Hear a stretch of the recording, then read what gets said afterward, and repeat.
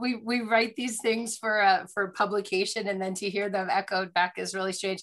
Lindsay, the same thing happened to me with LaGuardia School of the Arts in New York. I was all primed to audition for LaGuardia, and then we moved to Florida. So I was very glad that there was a performing arts high school. I think that's what saved my father, Oliver Shalom, from me completely imploding with the move. I am delighted to be with you. I have a soft spot in my heart for the Tampa Bay area, for your clergy and your education and programming professionals, and having been with SEFTI, the Southeast Federation of Temple Youth, that is really coming home for me. Tonight is meant to be informal. It's meant to be interactive. Please, please, please feel free to ask questions. You can put them in the chat. You can stop me at any time. We will make space for those questions at the end as well. I'm going to pose one to you as I get our tech set up, and I do tease often our SciTech Academy folk that I wish I was SciTech, because sometimes I don't get the tech all right, but the creativity piece I'm usually pretty good at. My question to you, for those of you who are parents or youth workers who are with us, what ages are the kids with whom you are working, or that you share your life with in some capacity? That would be very helpful to know, because I have some tips and tricks that I want to make sure that I slate specifically for some of the age groups. So if you can go ahead and share that in the chat, I would love that. And I'm going to get my text set up. I have a tendency to talk to myself while I do this, so you can watch the inner workings of my brain, which may or may not be a frightening thing for some. Beautiful. Okay. So I want to make this small because I want to be able to get the chat bar up and see all the people at the same time. And so I want to make you small, and then I want to share my screen. And if I did this right, I now can see participants. Participants, can you see my screen? Fantastic. I can also see the chat. So this might have worked the first time around just as I intended it to. That has never happened before, but I am very glad. Awesome. So we have 20-year-olds, 9-year-olds, 4.5-year-olds, amazing. So I do have a good tip for those of you who have kids under 8, maybe stretching to 9, that we'll make sure to share with you as well. But this session is actually called Being the Grown-Up That Creative Kids Need. So I'm glad to see that some of our youth workers are on as well. And this is just some thoughts that I want to share about young people and how they explore their passions and how we can best support them. So it's actually not really about the kids. It's really more about us. And there's no judgment. That's the first thing that I just want to share with you. This is not, we're doing it wrong, we're doing it right. These are some things that we might want to think about that might make our lives just easier as we go through our way. So without any further hesitation, I want to make sure that I just share with you, if parenting came with a GPS, we would mostly be saying what? Recalculating, recalculating, recalculating. It's the easiest thing in the world to have an opinion. Is actually one of the hardest things to do. So I want to state that from the beginning unequivocally. Just making the space to be able to talk about it is a really big deal. So I commend you for making that space for yourself tonight. A little bit about me, and Lindsay did a beautiful job. Again, it's just very weird. That's me in the middle, and that's my nod also to Yom Ha'atzmaut. This is Allah, is one of the great Israeli artists who works in portraiture. I think there was a little bit of foreshadowing because hair was blue. Now it's more purple and blue than it used to be. But as Lindsay said, literally my entire life, I had one foot in this world of the arts and one foot in the world of Judaism. My father, Oliver Shalom, was a Reform rabbi who gave me the gift of music and Israeli music. Actually, I was singing in Hebrew before I think I was speaking in English. And I value that to this day. And it's a way that I honor his memory. I did graduate from the National Shakespeare Conservatory, and surprised no one that I ended up at Hebrew Union College Jewish Institute of Religion, because we had to keep these things in balance. And the thing that was really frustrating for me most of my life is I never had a whole identity. I either had this Jewish identity or I had this artistic identity. And the only place it ever fused for me every once in a while was in junior choir. But other than that, I wasn't really doing arts things when I was at Jewish camp, and I really wasn't doing Jewish things when I did my art stuff. And although this is not a shameless plug for the Creative Arts Academy, it is the first place for me that I felt like a whole person. And that is one of the things we strive to do for the campers and the staff, quite honestly, who come and spend time with us, is to fuse these identities and allow them to wear them at the same time. Couple of other things to share with you about me. I am a Leo. You can tell by the huge curly mane. I am left-handed. My pronouns are she, her, and hers. And if you attribute things to any of those items, you know a lot more about me already. And if not, you know a little bit more about me. I'm also the mom of 2 boys who are now young adults that I will without permission, share stories about. So, I never ask anybody to keep secrets, but, we could keep that between us. If it doesn't come up with them, that would be perfectly fine with me. Before we really get started though, I had asked everybody to grab some crayons or some color pencils, mostly because we as adults don't get a lot of opportunity to do that. A pen or a pencil is fine, and a Post-it note. And I'm gonna ask you to practice something that we call bracketing. And this is an opportunity for you to kind of do a brain dump and just share some of the things on your Post-it note. It's only for you, that will keep you from being present with us for the next 50 minutes or so and change. So, maybe you have a big presentation that you need to do. Maybe you have a quarterly report that's come due. Maybe there's laundry that needs to be changed or something you need to help with bedtime. Anything that is going to be floating around in your head that's going to be taking up space that you want to put on paper so that you capture it. I'm going to invite you to do that right now.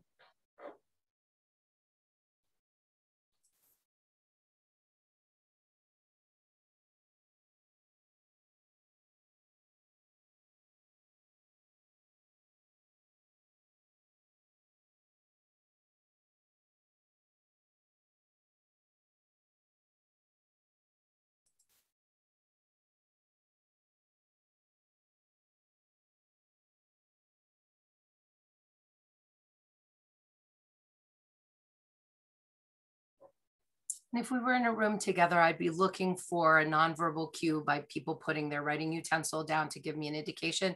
But if we can just give me a thumbs up if you feel like you've got some things on a list that work for you, amazing. I'm just scrolling through to see if we've got people. Beautiful. Put it to the side. If it's a real Post-it note, you can actually post it on the side of your computer if you want to. You can put it in your back pocket. You can put it on your desk, which for many people these days is their dining room table. So wherever it's going to be there for you, that way it's there, right? You can let that go for just a little bit of time, but you can come back to it and you're not going to necessarily forget anything that you wanted to remember. Awesome. Thank you for sharing that with me. Raise your hand if you really love your kid.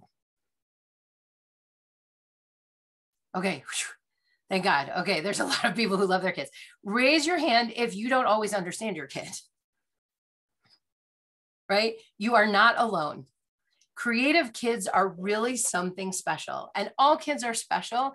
Creative kids are something special because oftentimes we have an operating system that is not the same as other people's operating systems. So I wanted to find creativity. It's actually something that I hadn't put in the presentation that I got as a question at the very end. And so I said, you know what, it's a good way to start actually. In text, we have 3 different words that are used to describe creativity, and they all mean something different. Asa is general to make things. Asa Adonai, God makes this and God makes that, and God makes a lot of things. Oseh Shalom, God makes peace, right? Lots of just making. The word bara, though, is to create. And it usually refers to ex nihilo creation, like something from nothing. There was nothing, the earth was form and void, and then God, Bereshit bara Elohim, God created from the void, right? And the last one is yatsar, is to form, is to actually take something that was. We are yatsar, clay, clay touched by God, were formed from the earth, that's yatsar. So as you think about creativity, if you have kids that just make stuff, right? It could be they throw stuff into a pan and somehow it comes out as something that tastes really good, or throw paint on a canvas and so it's right there. Or things that create that there was nothing there before, and they come up with these ideas that we have no idea where those ideas came from, no idea the inspiration, but they just appear. Or if you've got kids who take things that were something else and create them to be something new, those are ways that I define creative kids. So it's not just one way, it's lots of different ways that we think about our kids being creative. Dr. Benjamin Spock is a very famous pediatrician. And Dr. Spock says, trust yourself, right? My first, you can tell him if you want to, my son, Jacob, who we call Kobe, was born preterm, and he was in the NICU for several weeks and not breathing on his own. And as he started to breathe on his own, and we started to think about the possibility of being able to take him home, there was an amazing nurse whose name I wish I could remember, who kept saying to us, we would be looking at the monitor, at his oxygen saturation. And she said, stop looking at the monitor. Look at the baby. Look at the baby. You need to trust yourself, right? Because you're not going to have an oxygen monitor at home. You're going to need to recognize when his color changes or when his cry is a little bit different, right? So you learn the instinct. There is no better expert on your child than you. We may be allowed to be in your child's orbit, but there is no better expert on your child than you, and you don't have to get it right all the time. So my first tip is cut yourself some slack. There is no such thing as Mary parenting, right? Practically perfect in every way. Even Mary Poppins had an edge to her. I read a great quote that says, parenting is mostly Googling and panicking, which I thought was so true. We all have our strengths and we all have our challenges, right? And that's why, for some of us, that idea of it takes a village to raise a child, those of us who are in youth work are very lucky to be in that orbit because nobody can do this by themselves, right? So we take the gifts that we have and we learn other things, and we Google and we do. So that's my first piece, is to take a deep breath. You're doing great. There's always something you can learn. There's always something you might want to tweak, but you're actually fine. I want to caution people to avoid over-programming. We have limited amounts of time and energy ourselves, and we need to focus and choose where we apply that energy. That is not just us, that is also our kids. In pre-COVID times, right? There are those of us who shuttle kids from one end of a county to the other end of the county sometimes, or every single day is blocked out with something that's going on. We are not taxi services, right? That is not part of the job description for us. So thinking about where we want to prioritize our time and how we want to spend that time and how we want to let our children spend that time, I think is really, really important. There's some phenomena that happened when we moved things onto Zoom, is we're more busy than we were even when we were doing things in person, because there is no distinction now between our downtime and our working time. Julie, who is a parent and also a colleague, right? Julie and I have conversations at 11 o'clock at night. Why? Because Julie knows I'm still sitting at my computer working, right? But if we start to really focus our energy and think about where it is we want to be, that Zoom is a blessed curse. It allows me to be in Tampa, Florida, and for some of you to call in from other places across the country tonight. And at the same time, the eye strain, the fatigue on our back, the not standing up that the Apple Watch reminds you, right? There's a desire for us to fill every minute of every day. And I would submit to you, if we can pull back a little bit on that, it's not only going to be healthy for our kids, it's going to be much healthier for us as well. So we'll talk about that for a second in just a moment. Kim Raver is a great actress. You might know her. She was on 24. I think she also did a guest role on Designated Survivor at one point. But she says kids need to be bored. They need to have some time and some space. I get very frustrated. I love Legos, but I'm very frustrated by that prefab kit of Legos, that this is exactly what the Lego is when you are finished with it. I want an array of Legos. I want kids to have an array of Legos for them to be able to create whatever it is that they want to create. I want them to have space where there's something that is unplanned for them to make a fort. When we were little, I'll tell you about my mom too, but when we were little, we used to run out the door with the old margarine containers, like the old Fleisch margarine containers and plastic knives, because that's all she would let us. We would disappear when the sun came up. We'd get screamed at to come home and have peanut butter and jelly, sometime midday.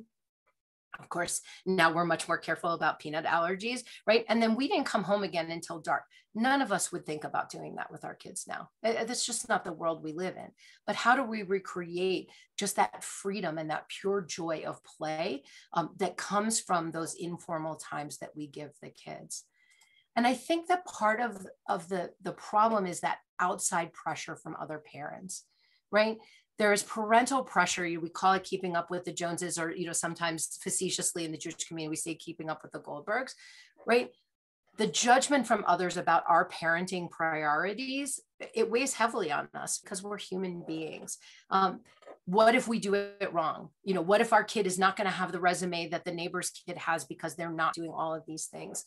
And I think at the end of the day, the question is, what is the goal, right? If you talk to a parent who has a kid in soccer 3 days a week, what is the goal of having the kid in soccer 3 days a week? Because if it's about teamwork, if it's about exercise, if it's about fresh air, if it's about learning to win and learning to lose, there are things in the arts that we also do that are about teamwork and about exercise and about fresh air and about learning to lose and about learning to win, right? That don't necessarily have to be 3 days a week at soccer, but we're so concerned that somebody else is looking at us and saying we're not prioritizing time well. I think the other thing that's really important for us to think about, particularly now, is prioritizing family time. I cannot tell you how many times I'm on a Zoom call and I am hearing from a parent, we're talking about camp, and one kid is in one room with a screen, another kid is in another room with a screen, one of the parents is in a different room with a screen.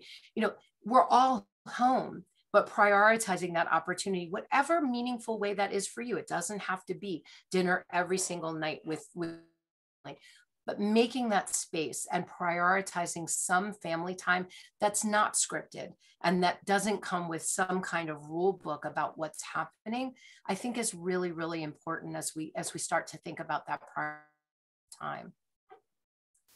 I also wanted to share with you this great quote from Rachel Macy Stafford. She's a New York Times bestselling author and a special education teacher.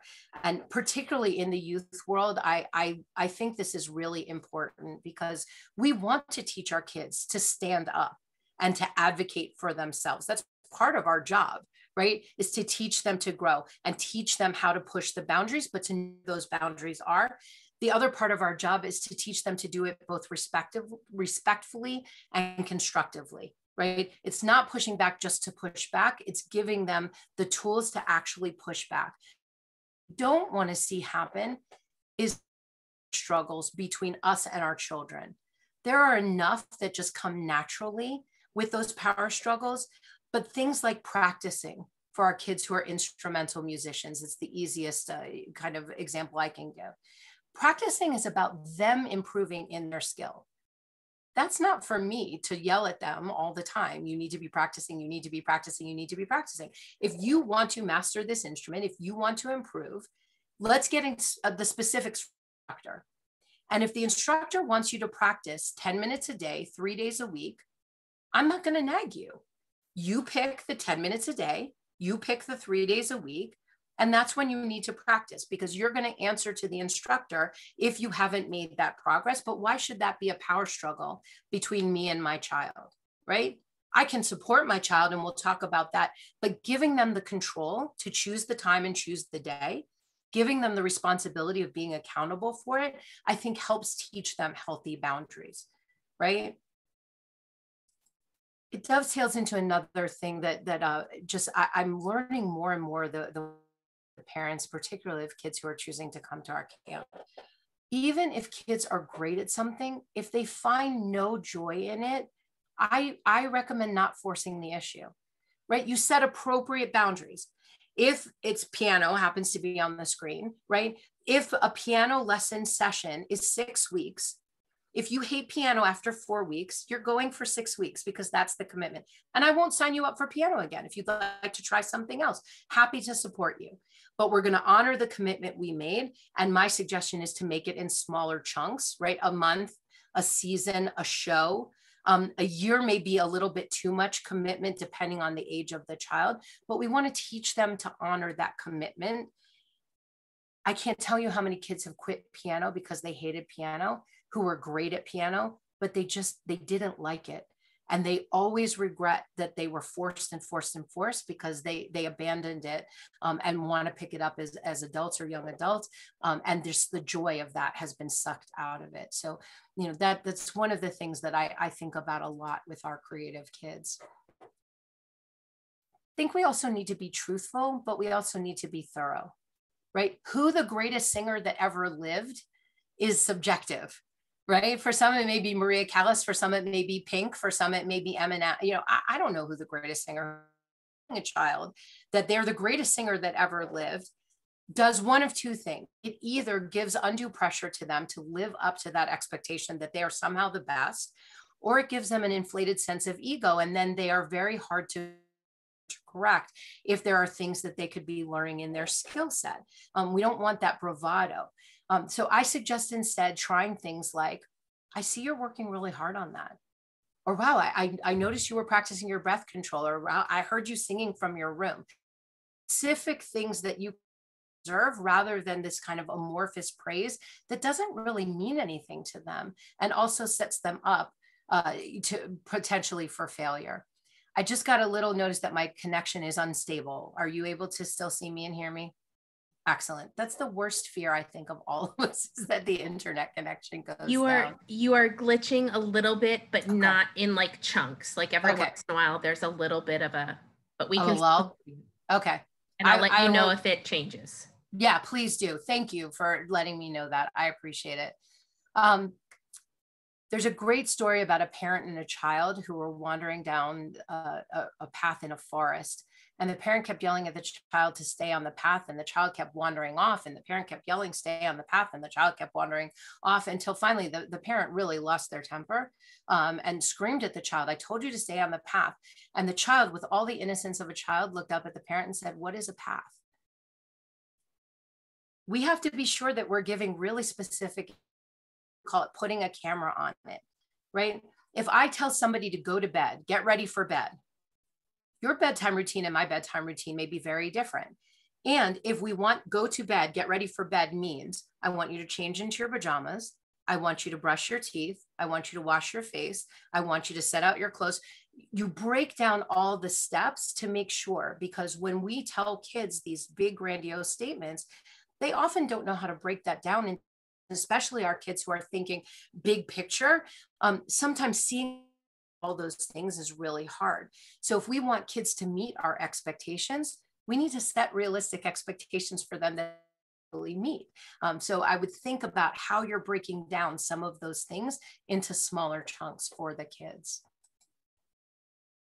If you were on with my colleague, Coach Danny Hers, you may have seen this slide as well. It's one of the things that he and I share in common.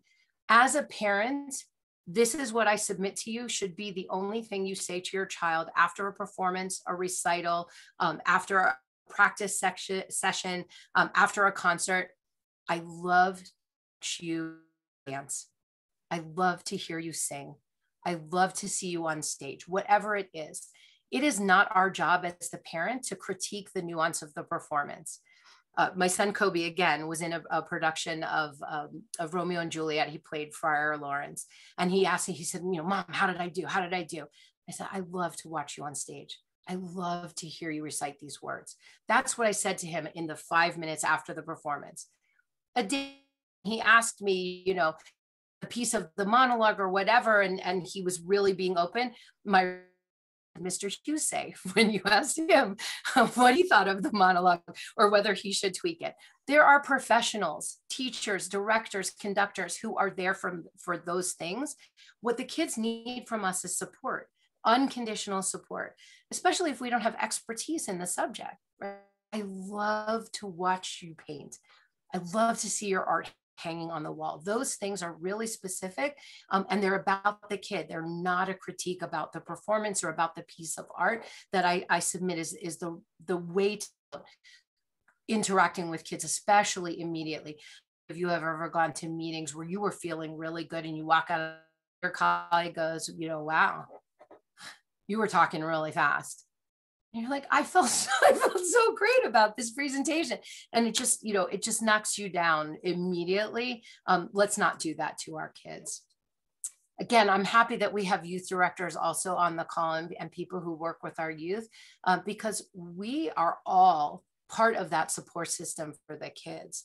In fact, the Search Institute talked about in developmental relationship building that all kids need their nuclear family that they can turn in terms of support. So again, our rabbis, our cantors, our educators, our youth directors, the camp staff, are all people in the org and help to support those kids. It is the things that I love so much about camp is there is a young adult near to peer group who can mentor some of the kids through the transitions, right? So guiding them through hard situations, helping them to navigate it because the parent is not there to be that safety net. So they have a little bit of an opportunity to fail and to be caught, but you know, it's different people in their orbit. They empower the kids really to build a sense of confidence, to take charge of their own decision making, to stand up and advocate for themselves when they need it. And the camp counselors in particular are really about helping kids to learn their boundaries, and where they can push those boundaries and where the rules don't allow them to push those boundaries. Because there are real consequences in camp if you push those boundaries too far. But it's not the same as risking your parent being angry. You know, it's not the same as risking your grade being jeopardized by that. So, you know, again, not a shameless plug for camp, but I do think it's one of the big benefits. I also want to ask that we reflect with our kids, not for them, right? When we give critique or praise, it sets them up. If you say, oh, you did so great, you're going to get from them the 20 reasons why they think they tanked the thing, right? Why did you do X better?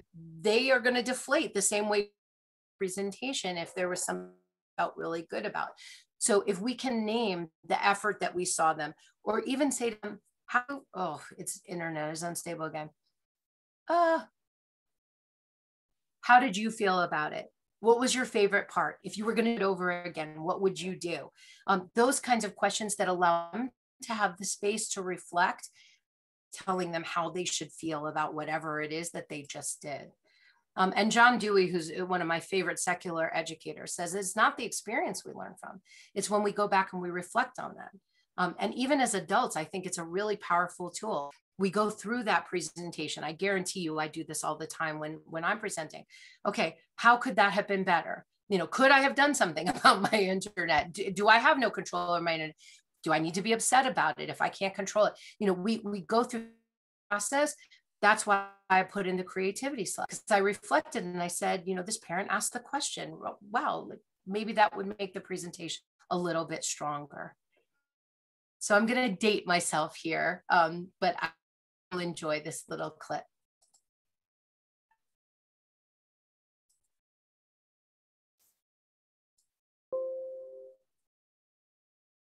Just tried to make it louder. Here she is, boys. Can you hear it?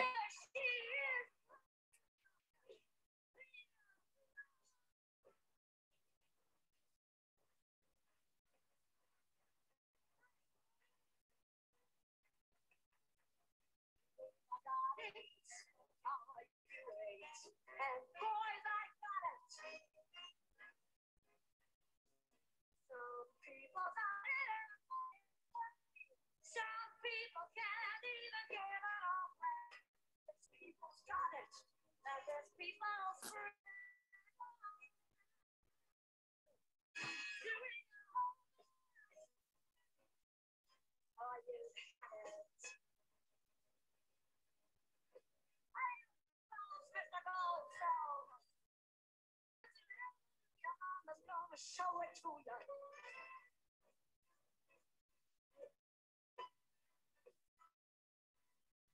Ready or not, here comes Mama. Mama's talking loud. Mama's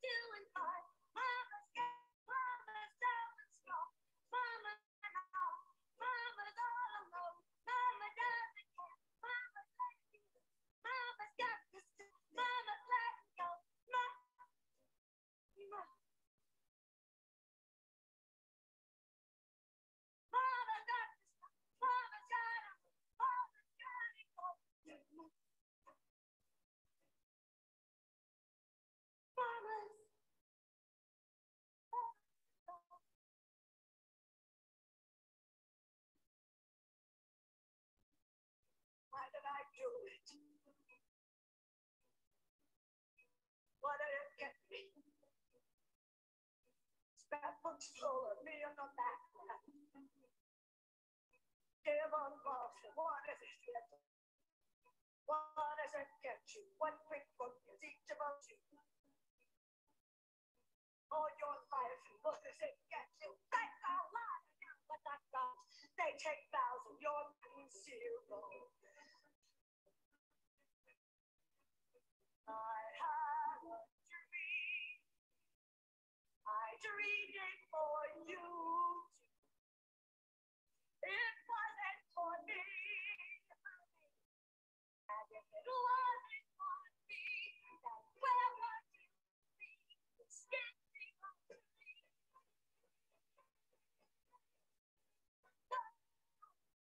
Don't tell me when is it my turn? Don't I get a dream for myself? Starting now is gonna be my turn. Get where we'll get off of my runway. Starting now, I'm gonna know this time, boy. I'll take the sun. Everything's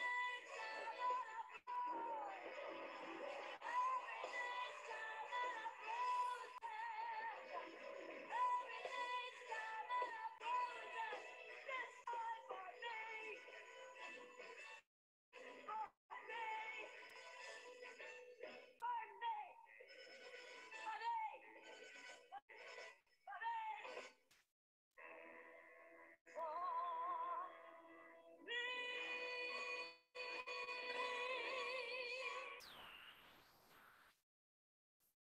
So another fun fact about me, at every stage of my life, I have a role that I absolutely want to play. I have every stage of my life that I want to play. I've gotten to, this is on my now older, mature self wanting to play this role. Hopefully you have been hearing my language. I've suggested, I've invited, I've asked us to consider. This is the one time I'm going to tell you, please, please do not do this. We cannot live vicariously through our children. If we are pushing our kids to do things because of missed opportunities from our youth or our adulthood, we are doing them and us a huge disservice. So if there's no other takeaway, I would ask you, please, please, please think about your motives when you're pushing your child into an activity. Because if it's to make yourself feel better, if it is to somehow give you the power, you know, beautiful Gypsy Rose Lee, whose Mama Rose was the quintessential stage mom, right? There's something going on there that we need to check for ourselves before we push our kids into those situations.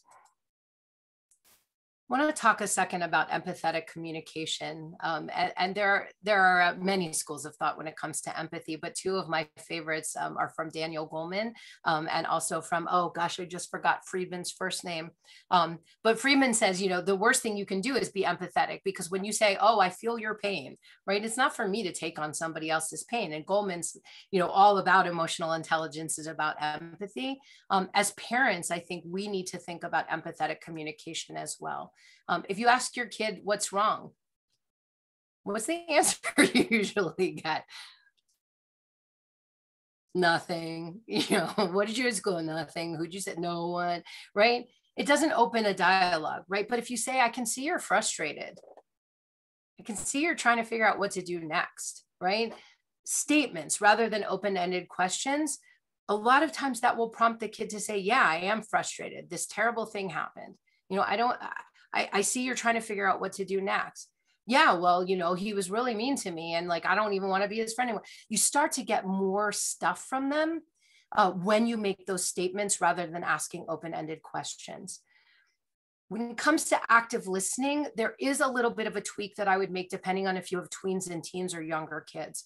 For the younger kids, my suggestion is put down the cell phone, close the laptop, turn your body physically to the child and let them see that what they want to talk to you about in this moment is the most important thing to you, right?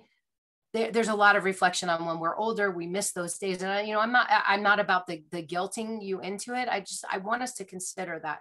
With the tweens and teens though, a lot of times they will text us things that they are not willing to say out loud. And you might have a really wonderful conversation while you are cooking dinner and your tween or teen is standing behind you, or they're texting you from another room. So I do want to make space for that as well. Repeating back to what they said, you shared you're angry about X. You don't understand why. You're not sure what to do next. Making sure that you are eliciting that information from them and that you're showing them that you actually are listening. And if you are going to ask questions, these are questions that I would suggest, right? Because we as parents, we want to fix it. We want to make it better. And if anybody's read Wendy Mogel's Blessing of a B- or Blessing of a Skin Neat, right?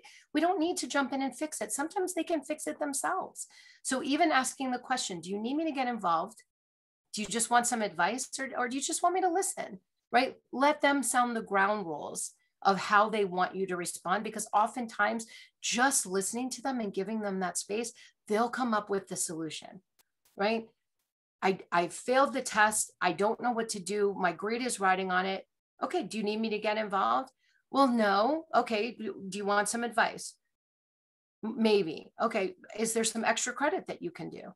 Can you retake the test, and let them go in and talk with the teacher before we sail in and try to fix it. Make sense? Awesome.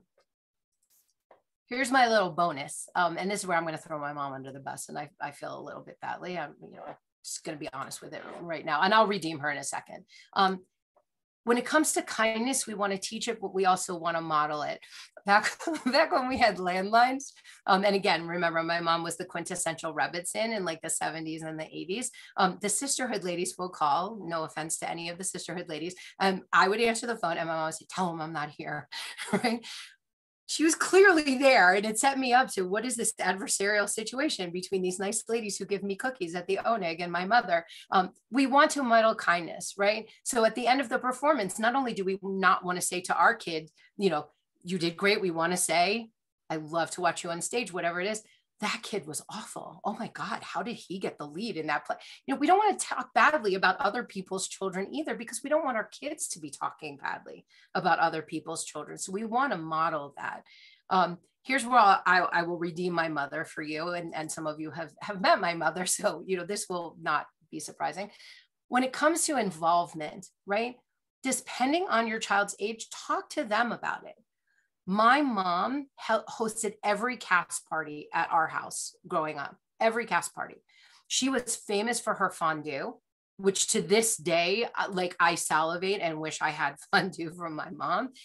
There were no drugs allowed at my house. There were no cigarettes allowed at my house. There was no alcohol allowed at my house. And there was no sexual inappropriate behavior, whatever it was deemed in the, in the 80s. There was no inappropriate sexual behavior allowed at my house. So it gave kids permission to say, no, I'm not going to do that because I'm going to Mama Littman's and she'll kick me out and I don't get fondue. But my mom did not come to every show. She was not waiting in the audience, at every rehearsal. She found a place to be involved in a way that made sense for her, right? Children also spell love T-I-M-E. When you give them your time, you're showing them that you're prioritizing them. There's another great quote that says, if a kid hands you a rock, you accept that rock as the greatest present ever because it's something they offered to you that was theirs, that's now yours. So something for you to think about.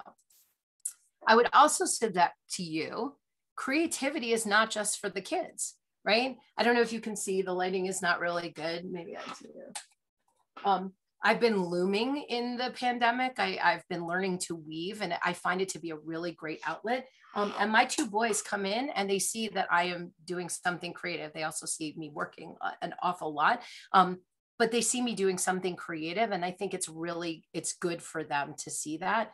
And as I mentioned before, if we set aside time to really connect, right? And I'm not talking about putting on a movie and everybody sitting on the couch at the same time, although if that's what it is, then that's what it is.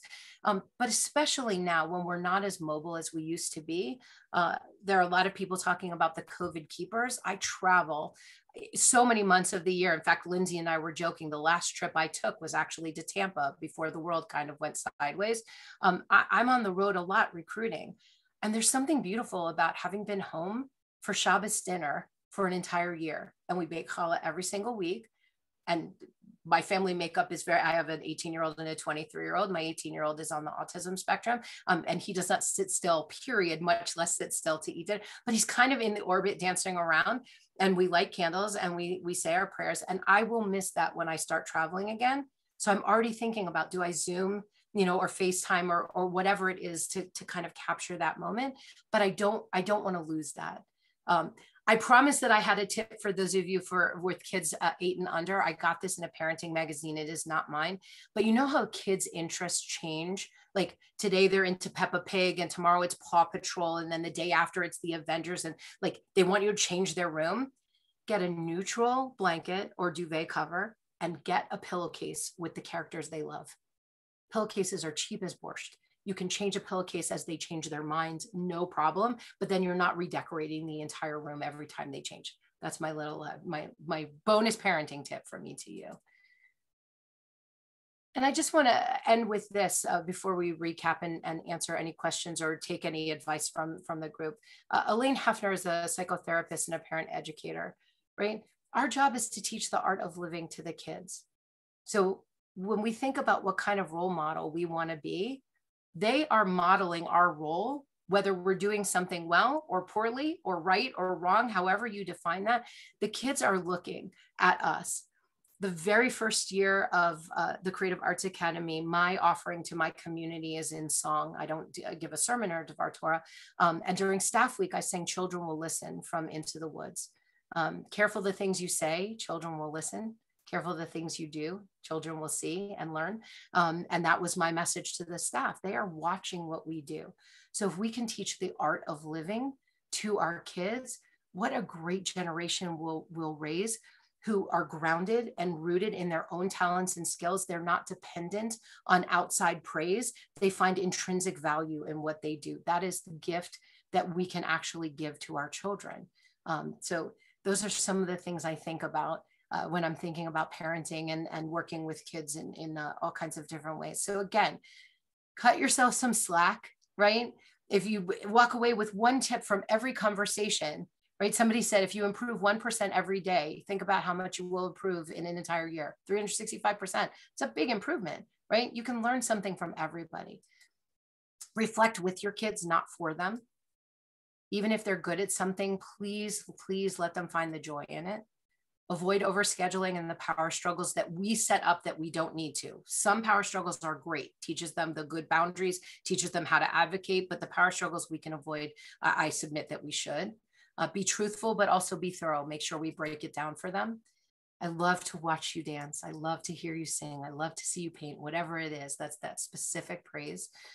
Vicariously living through them, that is my big no-no. Check our own motives, right? Empathetic communication, incredibly valuable.